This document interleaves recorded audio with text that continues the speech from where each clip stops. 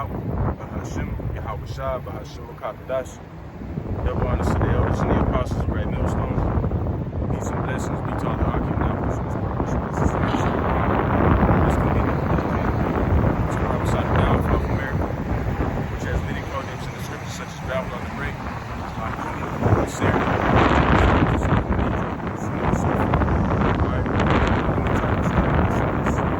wisdom and knowledge shall be stability.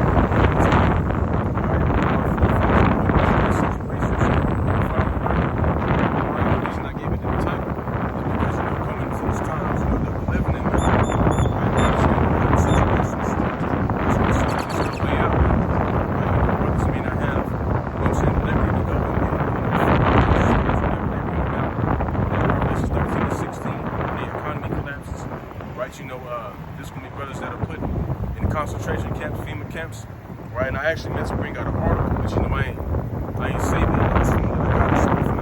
Right? There's an article basically going into how there's over 800 FEMA camps within the United States alone now. Right? The biggest one is in Alaska, which can contain 500,000 people now. Right? You got them all throughout Texas. Most of them are in the South now. Right? There's going to be brothers that just put in all types of distress situations, man. Right? But all the things that were written aforetime are what? Written for our learning, man.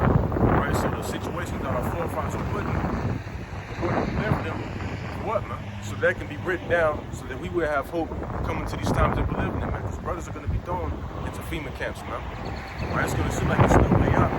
But as long as you got the wisdom, knowledge, and understanding of the scriptures, you got this down here, man. It can be hard, because this is basically what's going to keep us stable these times, man. As it's written, this is our comfort. Right? Knowing that there's going to be a way out for us to be delivered and shit like that, that's going to basically comfort us in these times, man. The rest of these people, they're going to be out here bugging out when they get thrown in the FEMA camp, especially these carnal Israelites, bro. Like, because you got a lot of carnal ass Israelites talking about fighting against Esau, man, which is contrary to what the Lord told us to do, man. Right? The Lord and fighting against the Roman soldiers whenever they came to contain him, man. Right? He let them do what they was going to do because it was ultimately fulfillment of prophecy, man. And it's the same thing in these times, man. Right? Isaiah 59:19 got to come to somebody, man. A standard going to be lifted for somebody, man. But a damn sure ain't going to be lifted for somebody that lack faith, somebody that plan on taking up arms, man. All right? So the first scripture on the ride, since, I gave it this title to get Isaiah 33:6.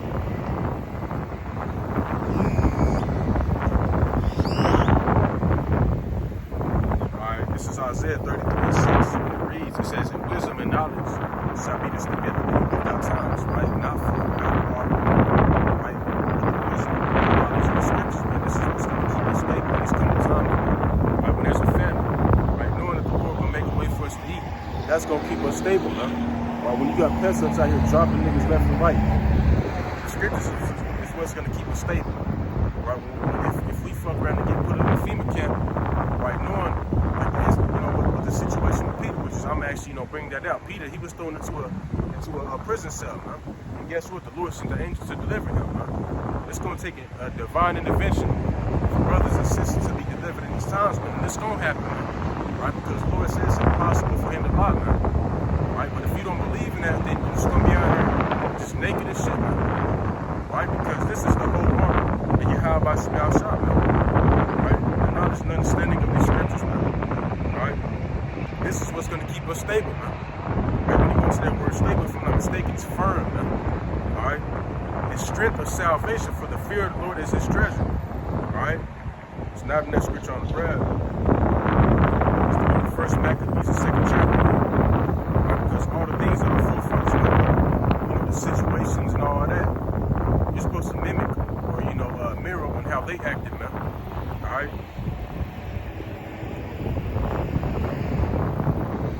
First Maccabees 2:51. It says, "Call to remembrance," right? How do you do that? By basically reading what's in the scriptures, man. What are acts how our fathers did in their time, right? How do you react to certain situations, man? What they did, and every single last one of what they do, they trusted in Yahweh Shemel Shah, especially King David. King David, he was the mightiest warrior ever known since walked the face of earth, man. Right? He put his trust in bow and spear or anything else. He put his trust in Yahweh Shemel Shah because that power that he had was from who? The Lord.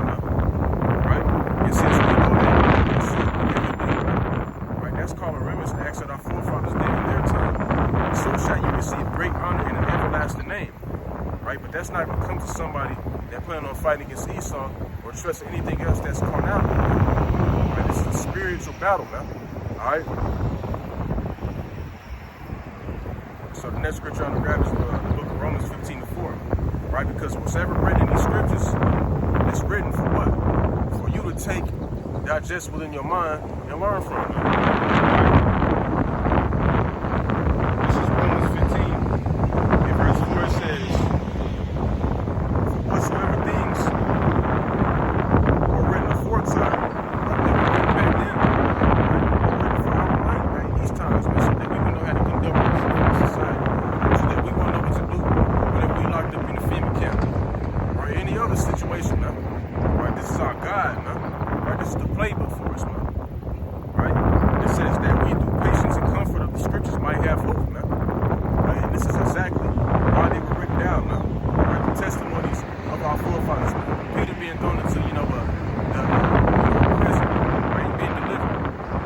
Right? That gives us hope, man, because now we're thinking, well, shit, the Lord did it for Peter, so why can't he do it for me? I'm doing the will of the Lord. Right? Daniel being thrown into the lions then, man. He got delivered. Right? The Lord didn't allow the lions to eat him up. Right? He was hungry. Guess what? The Lord had to spit him apple to prepare him a meal and bring him that so he could eat, man. Right? Because he was in there for about 6 days, man. Right? The Lord, he can do that for us in these times as well, man. That ain't nothing for the Lord. When you read, I think it's Genesis, maybe, I think it's the 3rd chapter, where Genesis told Sarah, because Sarah was basically laughing at the Lord, or not laughing at the Lord, but laughing like, damn, I'm old in age, I can get pregnant. She was laughing off, kind of. The Lord told her, is anything hard for me to do? Like, ain't nothing hard for the Lord to do, man. The Lord can give you power to create food out of thin there. Or he can just do what Habakkuk did for Daniel. Right? Put the spirit on, with Eve or something, or somebody else out here to come and bring you food, man. Teleport them or whatever, man. Teleport you out of that FEMA camp and put you somewhere else where there's a full-ass meal cooked for you, man. Right? Divine intervention is going to intervene for the men of the Lord in these last days, man. Alright? So everything that's written, these different testimonies that our forefathers had, this was written so that we can have hope in these days, man. Alright? Because you had some of our forefathers that see these times that we're living in, man. Right? They themselves said it was bad, man. Alright? So now I want to go to touch on this topic that I got written up, prison camps, man. Right? Because there's going to be some brothers that are going to the FEMA camps, man. Right? And some Jake, especially the Jakes that are first coming to this truth, because I was one of them. You hear about these kind of things and you start to panic, like, fuck, I need to do what I can now. Right? But we still are in that spirit. You got to be in that spirit, man. Right? You got to be on fire in this thing. As the Lord said, you can't be lukewarm. Right? First coming to this truth, you can cause yourself to panic, man, because you're like, damn, I'm new. I just now started serving the Lord, so if the Lord can defend me. Alright? So you gotta bring that comfort to Jake, man, because Jake therefore gotta bug themselves out, when it comes to overthinking, man. Alright, so now let's go to Luke the 21st chapter.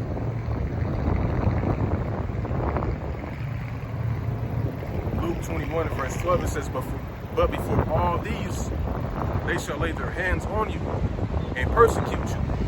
Right? That's what's coming in these times, man. Right? I don't want to, misquote it or whatever. But Joe Biden, he basically said something. I did a lesson a couple days ago. He said something about, those that are basically, they sound suspicious in their speech or their beliefs or whatever. Call the government on them and, turn them in or whatever. Which is basically deliver up to a FEMA camp, man. Right? Because they have a FEMA camp set up all throughout the United States for quote-unquote conspiracy theorists, those that have, beliefs going against the grain of the government, man. Right? Which is ultimately aimed towards the Hebrew Israelites, man. Right? So if you claim to be a Hebrew Israelite, hey, this is why it's written that you got to count the cost, man. All right? Because we're going to be persecuted, and it says, delivering you up to the synagogues and into prisons, right? Which is speaking about FEMA camps, right? Don't be surprised if you fuck around and get brought up to a government meeting or something, man. They asking you all types of different questions and stuff like that. What is it called? Interrogation room or whatever. Asking you what you believe in. Why you saying this? Why you saying that? Don't be surprised if that happens, man. Right? But there's a balance when it comes to these, particular situations, man. The Lord gonna put you in that situation to do what? To try you, man. Right? And then if you pass the test, guess what? He gonna deliver you, man. Right? Which is what I'm gonna prove here in a second. All right? And it says, being brought before kings and rulers for my name's sake. It says, and this shall turn to you for a testimony, man. Right? Because all these things that you're gonna go through in this side, this is gonna be written in your story in the kingdom of heaven. That's if you're part of the elect, man, because the ones that fold in the Lord, they not gonna be written, man. They're not gonna be written about in the kingdom, or they are, but they're gonna be written about in a shameful way. Oh, he forsook the Lord, man. Right? He gave up on the Lord when it came to a time of trial, man. All right. So now let's get Revelations 2:10.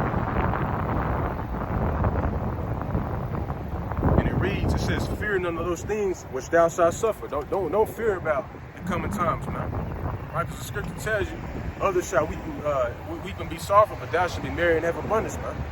Right? You should be happy that this shit is coming, man. When I hear about how we're gonna be persecuted or whatever, right? Esau, making the laws more draconian, talking about releasing these niggas out and coming around us up. I get happy, man, because that's a sign that we finna be delivered, and standards is gonna be lifted, man. You gonna have miracles take place, all that, man. All right? It says, behold, the devil, which is Esau, Edom, the so-called white man, shall cast some of you into prison, which is speaking of the fingertips, man. All right? And you may be tried, or it's gonna try you, man. Right? To see if you're really for the Lord or not, man. And ye shall have tribulation 10 days, which is, it can be 10 days, like it's the number 10, if I'm not mistaken. That means perfection, man. Right, so the Lord is going to try you. Right, it can be 10 days, it can be 2 days, it can be 2 weeks, 3 weeks, 4 weeks, a month, 2 months, 3 months. Hey, however long, man. But the Lord going to try you. It says, be thou faithful unto death, and I will give thee a crown of life, and that's ultimately what we want, man. Right, because we ain't coming to this truth just to fold on the Lord, man. We came into this truth to endure, man. Right, the scripture says to constantly endure, man. No matter what situation you put in, you gotta endure that shit, man. Right? And ultimately have hope of what our forefathers got delivered out of, man. Right? Peter, he was delivered out of the prison. I keep quoting it, I'm gonna bring out in a second. You gotta have that same hope, man. Right? You don't wanna come into that type of situation thinking that you finna be destroyed or you just finna be stuck in that bitch, man. Right? No, man, have hope that you gonna be delivered, man. Right, you was doing what the Lord told you to do. All right, so ain't no reason for the Lord not to deliver you, man. All right. So now let's get Acts. Verse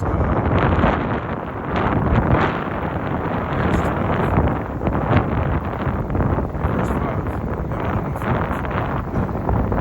Let me check to see if this shit tight.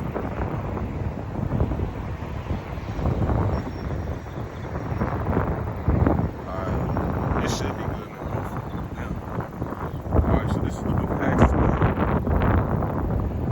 And it says, Peter, therefore, was kept in prison. Prayer was made without ceasing of the church until the hour before him. You had the disciples and the rest of the brethren and the sister praying for Peter while he was in there. Right? And also, he was praying as well while he was in there. And that's the same thing that we're going to be doing if we put in that particular situation. Constantly praying to Yahweh Shemel Shah to deliver us, man. All right?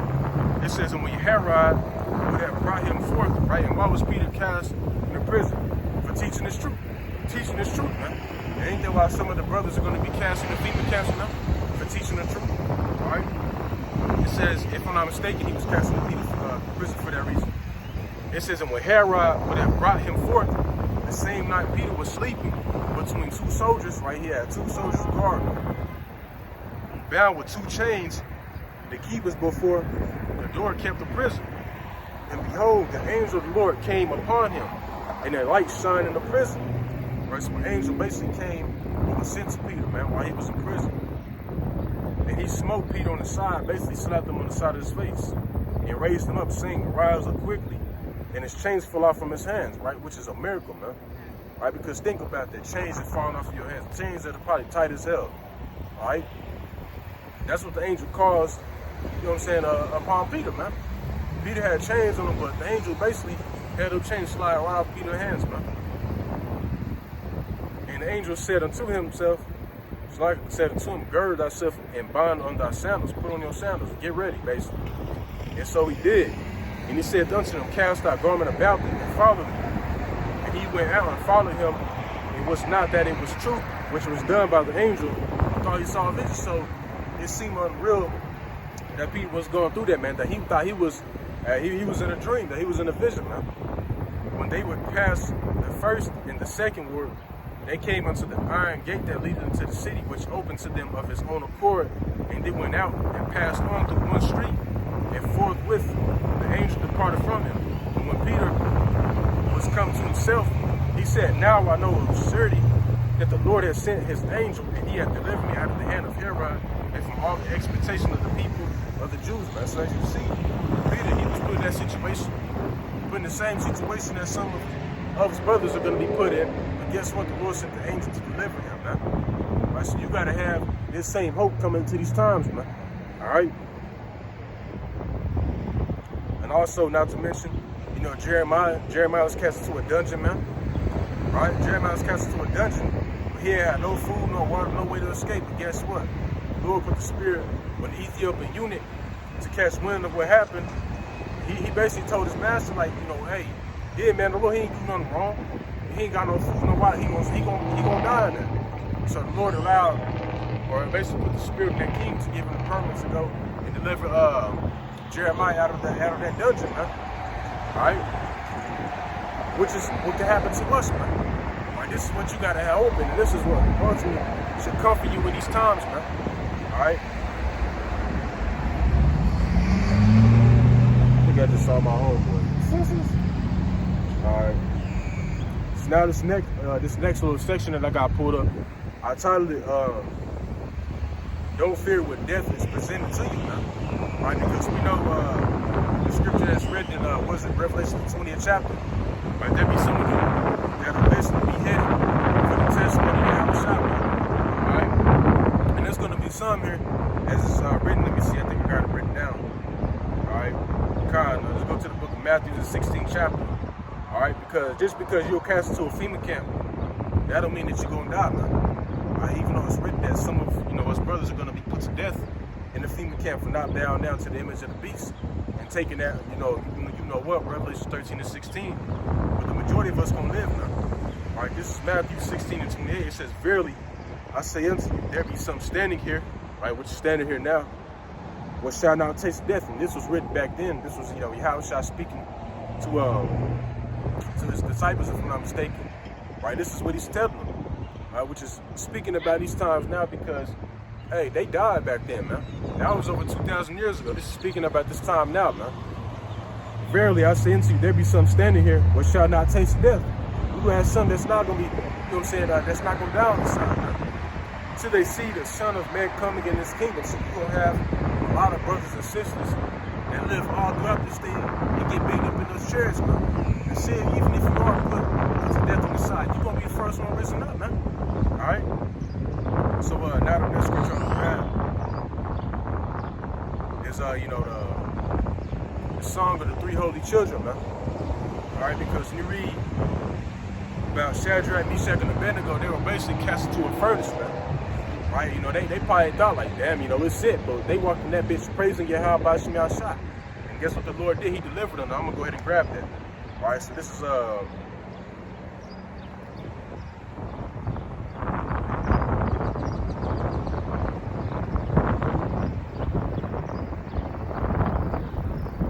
prayer has arrived. One, and I'm gonna start at one. It says, "And they walked in the midst of the fire, praising Yahweh and blessing the Lord," right? So as they was walking into that furnace, they was praising Yahweh by Shema Shah, screaming, "Hey, call out Yahweh by Shema Shah, call out Yahweh by Shema Shah." That's what they was doing, walking in that furnace, man. If you don't know what a furnace is basically something that's used to burn shit, burn, metal, right? That type of stuff, man. All right? It says,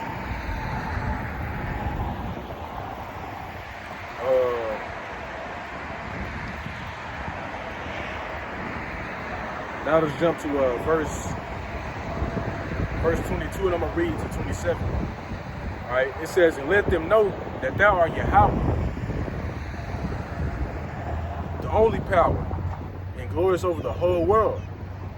And the king's servant that put them in ceased not to make the oven hot with rosin, pitch, tow, small wood, so that the flames streamed forth above the furnace 40 and 9 cubits. So they put all types of shit in that furnace to make sure that they was gonna burn, man. Right? To make sure it was hot as hell, man. Right? It says, and it passed through and burned those Chaldeans and found about the furnace. So those same ones that threw all this shit in there, the Lord basically had that come and bite them in the ass, man. Right? It burnt them up, man. Right? Burnt up those ones that were basically throwing Shadrach, Meshach, and Abednego in that furnace, man. All right? It says, but the angel of the Lord came down into the oven together with Azarias and his fellows. Right? The angel is speaking about Yahweh Shai. You can read that if I'm not mistaken. It's, I think it's in Daniel's 3rd chapter. That's not, I think it's in Daniel's 3rd chapter. All right? It says, it smoked the flame of the fire out of the oven and made the midst of the furnace as it had been a moist little moistening wind. Right? So in other words, it wasn't affecting Shadrach, Meshach, and Abednego. Because the furnace that burns at a very high heat. But it was like it wasn't even hot enough. It was no reason there. So the fire touched them not at all, neither hurt nor troubled them. Right? So Yahweh Shai came down and basically preserved them from burning. Right? Who's to say that Yahweh Shai can't come down? Say you finna get your head chopped off in the guillotine, Yahweh Shai come down and put his hand out. Of course, you ain't gonna be able to see. Put his hand out from the guillotine, and they just break on your neck. They don't cut you. You get up in your spiritual power and break loose, man. That can happen, man. Hey, the Lord came down and preserved them from burning, man.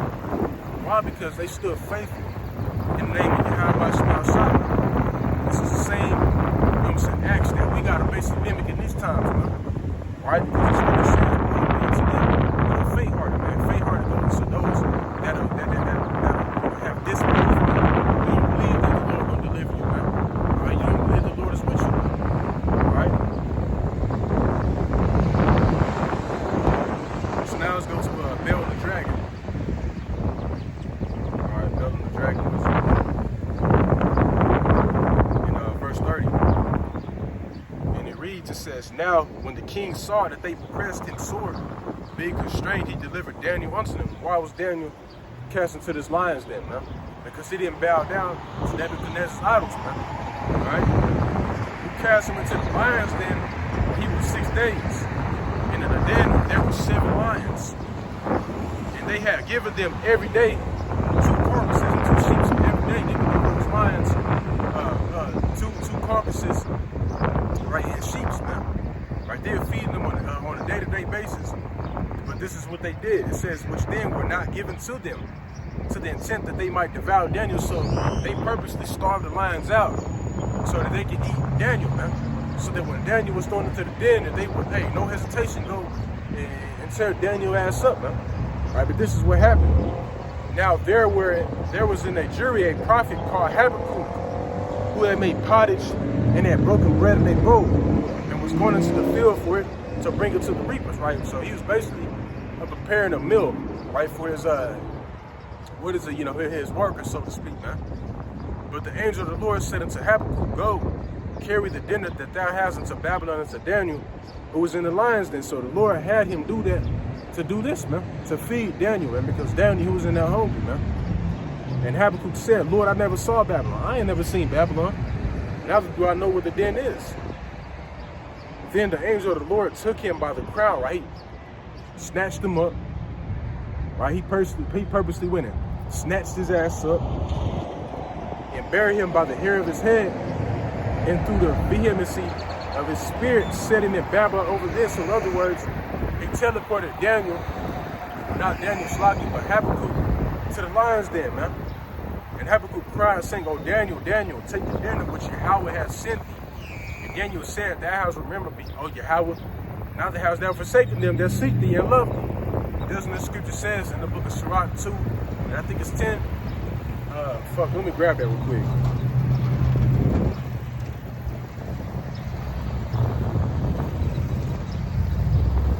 Sirach 2 and 10, it says, "Look at the generations of old and see, did ever any trust in the Lord was confounded, or did any abide in his fear was forsaken? forsaken, or whom did he ever despise? They called upon him, which is nobody, man. And that's why Daniel said, hey, basically call up Yahweh Shema Shah for not forsaking me, man. All right? None of our forefathers that put their trust in the Lord was forsaken, man. They including us in these times as well, man. We're not going to be forsaken because we put our trust in the Lord. The scripture says, blessed is he that trusteth in Yahweh Shema Shah, man. All right? The Lord, he takes great pleasure in those that put their trust in him, man. Right? Because that takes a lot of faith, man. All right? So, back in 38 it says, and Daniel said, thou hast remembered me, O Yahweh. Now that hast thou forsaken them that seek thee and love thee. So Daniel arose and did eat. The Lord provided him a meal, man. And the angel of the Lord sent Habakkuk in his own place again immediately. He teleported him back, man. That's divine intervention, man, at its finest, man. And that's what's going to be taking place for us as well, man. This is what you got to have hope in these last days, man. If you don't, you just, hey, shit, I don't know what to tell you, man. All right? It's not this section that I got now that I'm finna bring up is entitled, when our enemies compass around us, compass around about us, man. Because we know that we're gonna have hella enemies in these last days, man, because the scripture says, I think it's in Matthew 24, right, that we shall be hated by all those in the world. Roughly paraphrasing, man, we're gonna have a lot of enemies in these times because you could have Esau, they're gonna be getting the minds of people, man. We're gonna be demonized, all right? People gonna be here trying to kill us and shit, man, right? You know, 100,000, you know what I'm saying, racks on our head, right? For those that can get us, right? You're gonna have, you know, the military out to get us, man. Right, but guess what? Don't fear that shit, man. Because King David, he went through the same thing, man. Right, and I got a scripture. Let's go to the book of Psalms, 3rd chapter.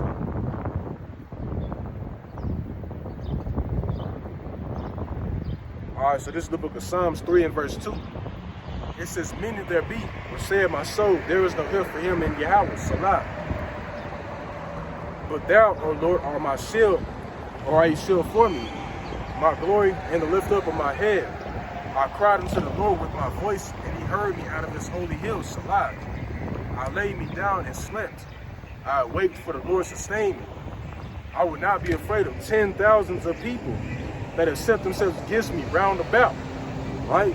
So King David, he had thousands and thousands of enemies, man. It's going to be the same thing in these times as well. We're going to have thousands upon thousands of enemies, man. All right?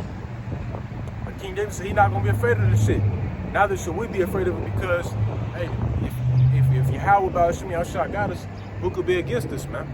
All right? Verse 7, it says, arise, O Lord, save me, O my power, for thou hast smitten all my enemies upon the cheekbone. Thou hast broken the teeth of the ungodly. Salvation belongeth unto the Lord. Thy blessings upon thy people, Salah. All right, so King David, he even knew, hey, that the salvation come from Yahweh Shema Shah, man. Each and every time that King David, he went into war, the Lord delivered him every single damn time, man. Right? King David was slaying thousands, tens of thousands of people, man, because that was the power from Yahweh Shema Shah. And it's the same power that we're gonna get in these times, man. Right? So, like, we're gonna have enemies in these times, but just how the Lord delivered King David from all his enemies, it's gonna be the same thing in these times, man. All right?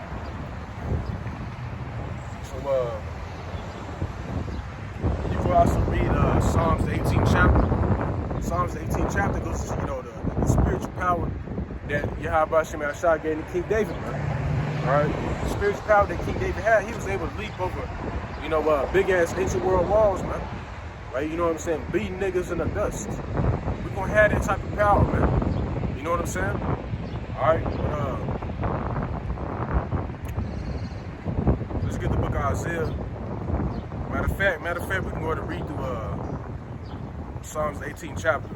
All right, because, you know, spiritual power, that's coming back in a big way in these last times, man. All right? And we're going to have spiritual power in order to get out of certain situations, man. All right, that's just what it is. Like, one of us can't fight against 30 or 100 troops with these mortal bodies, man. We're going to have some type of divine intervention to be delivered, man. All right? So this is Psalms 18 and 29. It says, for by thee I have run through a troop, and by my power have I leaped over a wall. Right, so he had the type of power to leap over a wall. These ain't talking about small walls, man. These is big ass walls, man. Alright? That's when you have it. This way is perfect. The Lord is trying. He doesn't want to all those that trust him. I forgot the definition of it. If I'm not mistaken, a buckler goes into, armor, man. Right? And you have Yahweh is an armor in these times. Right? He is a buckler to all those that trust in him. For you, who is a rock, save our power. It is Yahweh that girded me with strength, right? It's Yahweh by Yahweh that equipped King David with that strength that he had, man. And it's gonna be the same thing with us in these last days, man. Alright? And making my way perfect. And making my feet like hinds feet, right? Fast, man. Right? Instead of being power in my hind places, he teaches my hands to war. Right? So that power that King David had, that might that he had, that was given to him by Yahweh. It's gonna be the same thing these times, man. It's not even, brother, you know what I'm saying, can fight and shit like that, man. Alright? But as soon as the Lord give you that spiritual power, it's gonna be programmed in you, man. Right? Because it's already in our DNA. And that's scientifically proven, man. That's why we already lead at the shit that we do, man. Right? Who do you see running football, basketball, track, golf, all that? Jake, man. Right? Because Jake already has a form of, I don't want to call it spiritual power. The elect have this spiritual power in their DNA. It's just waiting to be unlocked, man. Right? Once the Lord activated, you're going to have it, man, for sure. Right? And it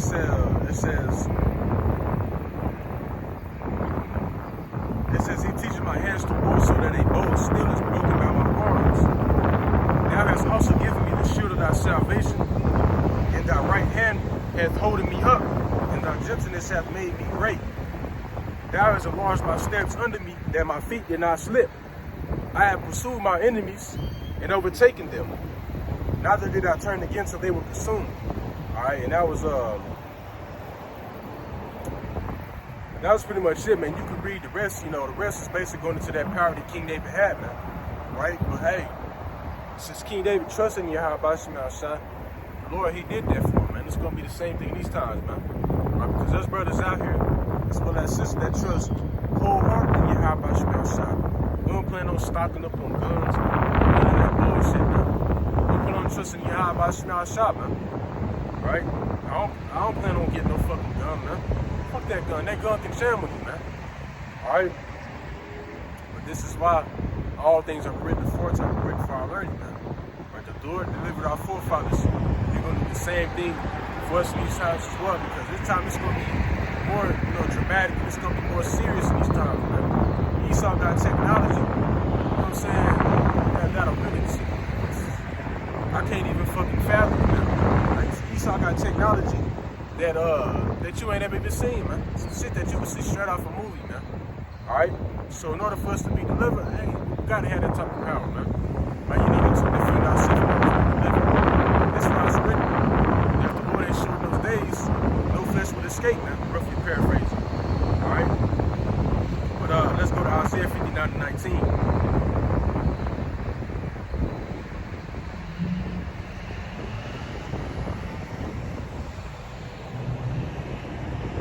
It's Isaiah 59:19.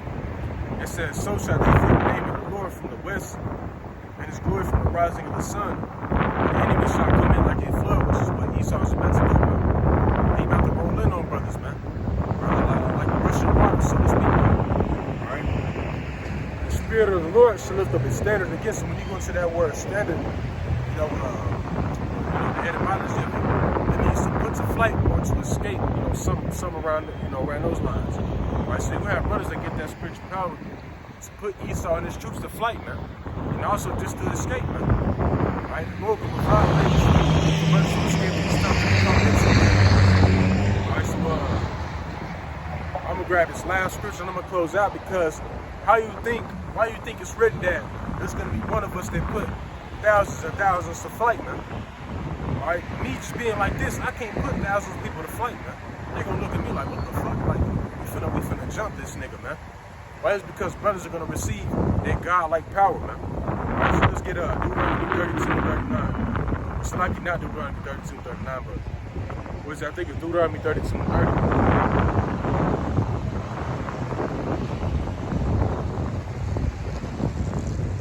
Deuteronomy 32:30, and it says, how should one chase 1,000, right? One Israelite man chase 1,000, and two put 10,000 to flight, right? And oh, that's another definition. When you go to that word standard, right? It means to put to flight, right? So how it says, and two put 10,000 to flight, except that Rock has sold them, and the Lord has shut them up now, right? And the way the two are going to put 10,000 to flight is because the Lord's going to lift up that standard, man. You're going to have brothers receiving spiritual power, just like how our forefathers did. So Lord provided our forefathers with spiritual power. What makes you think He's not going to provide us with spiritual power in a time of need, man? All right, so, with that being said, that's pretty much, all I had to bring out, man. All I'm going to inside this lesson was edifying, and that this, sacrifice was accepted in the eyes of Yahweh Shema Shah, man. Right before I close out, I want to give all the glory and infinite praises to the true and the only living powers, Yahweh, Hashem, Yahweh Shah, Hashem, Kakanas, double honor to the elders and the apostles, great millstone. Peace and blessings be taught to Akim, down pushing this word, and sincere. Shalom and the Bible.